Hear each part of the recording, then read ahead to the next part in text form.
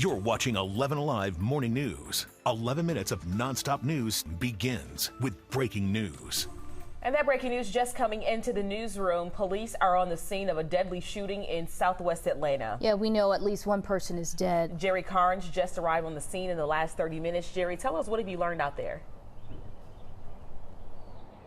Well, good morning. Atlanta police have just told us that there is one man dead, one man wounded in this situation. It's a very active scene here. I'll step out of the way and let you see the police activity here at the ZD Townhomes on Forest Hills Drive here in southwest Atlanta. Atlanta police have told us that two men were wrestling over a weapon. That weapon discharged, injuring one of the two men and killing the other. Atlanta police tell us that they do have a person of interest in custody and that person is cooperating with them, telling them details about what happened here at the ZD Townhomes on Forest Hills Drive in southwest Atlanta. Atlanta homicide detectives are on the way to the scene. One man dead, one man wounded, and a person of interest in custody cooperating with police this morning. Back to you.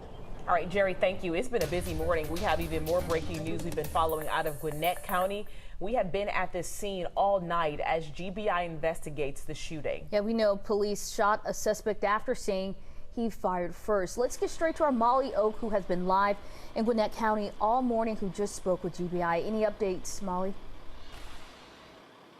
Yeah, no word yet on when they'll clear this scene. That's the latest update we just got. You can see that caution tape still up, kind of surrounding one or two houses on the street as GBI still investigates. This all comes after there was a shooting in Lawrenceville last night. It happened around 10:20 p.m. Police say they got a call about a man threatening a woman with a handgun. When officers arrived at Pine Lane, police say the man had already run away. Gwinnett police say the K9 unit and aviation unit found him in a wooded area near the house. That's where they say he started shooting at officers. Police say they then fired back, hitting the suspect and then giving him first aid until he was transferred to a local hospital. Police say the K9 is at a local vet and in stable condition. No word yet, though, on how the suspect is doing. Police also say they're not aware of any injuries that the woman sustained. However, they are working to learn the exact relationship between the man and the woman. As we get more details, we'll bring them to you both on air and online. Guys. Today is primary election day in Georgia, and the state now stands as one of the most important swing states in the country. So we told you about the governor's race in Georgia's Senate seat. Here are some other races for you to keep an eye on, starting with the race for Secretary of State.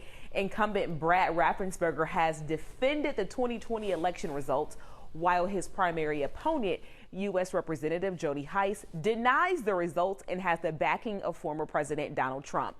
Mr. Trump is also involved in the lieutenant governor's race. He's endorsed Burt Jones, a state senator from Jackson. Senate President Pro Tem Butch Miller is also in the race. And there are some major shakeups this year in congressional races all across the state after lawmakers redrew the district lines. Remember that happened? Chrissy Diaz in the newsroom to break it all down for us.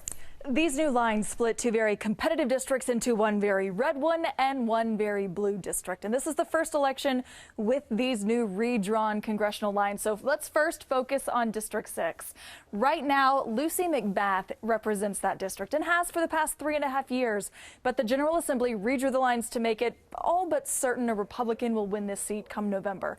So let's take a look at how it's changed. This is the old District 6 when Lucy McBath won and flipped this from red to blue. It included parts of Cobb, DeKalb, and Fulton. Let's look at what it looks like now. It has moved much farther north. The new lines include all of Forsyth County, all of Dawson, Cherokee, some of Cobb, a little of Fulton, and then this little sliver of Gwinnett County over here, making it much more GOP friendly. So really, the Republican primary is the race to watch in this district race. There are 9 people running in this race, so it's pretty likely this one is going to go to a runoff. And quickly before we go, let's check out the 14th district.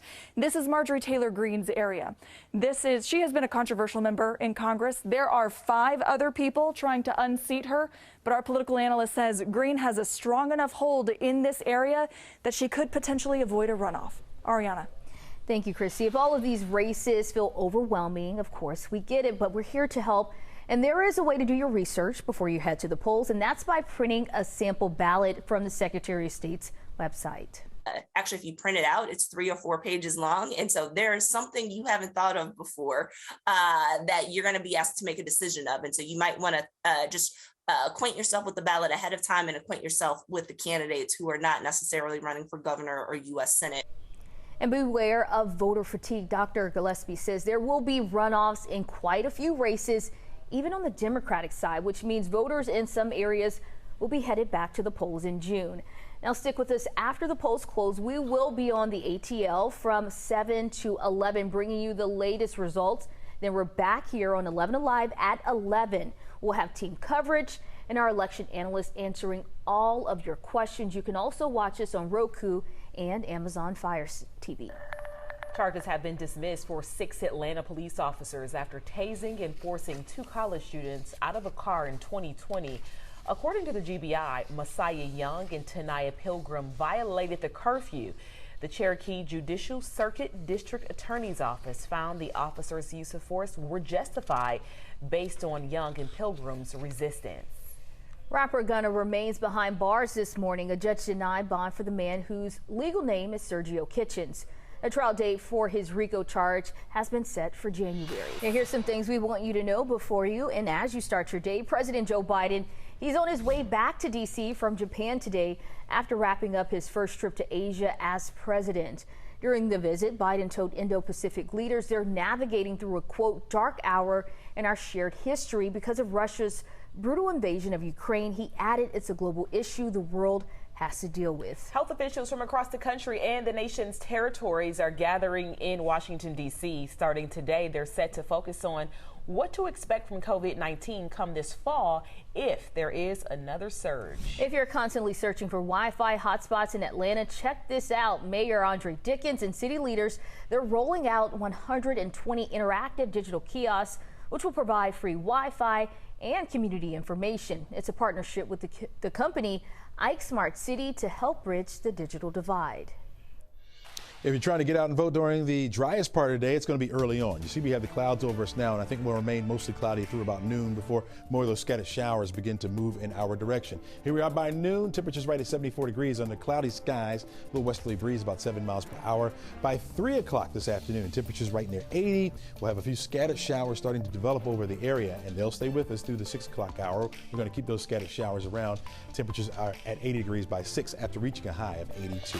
And stay with 11 Alive. We're going to have the latest primary results for you tonight on the ATL from 7 to 11 as the polls close. And then we are right back here. Join the team at 11 on 11 Alive.